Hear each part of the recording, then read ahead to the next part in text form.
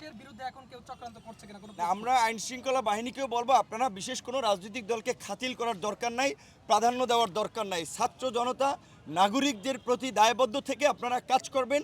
যারা ভুক্তভোগী হয়ে মামলা করতে যাবে, আইনের প্রতিকারের জন্য যাবে, তাদের প্রতি সদয় হবেন, সুবিচার করবেন। এবং আমরা বলছি যে আজকে এই যে 18 সাল থেকে কোটা সংস্কার আন্দোলন শুরু করেই কিন্তু রাষ্ট্র সংস্কারের ঘোষণা দিয়েই কিন্তু গণ অধিকার পরিষদ নামক রাজনৈতিক দল ঘোষণা করেছে। কাজেই আমাদের যে সংগ্রাম সেটি অব্যাহত থাকবে। সেই ক্ষেত্রে যারাই ভুক্তভোগী হবে তাদের পাশে আমরা আছি।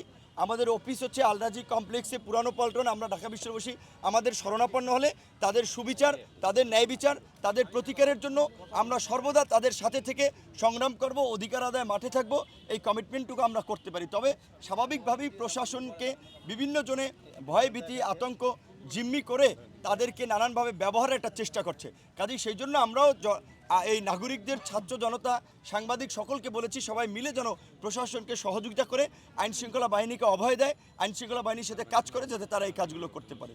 Thank you.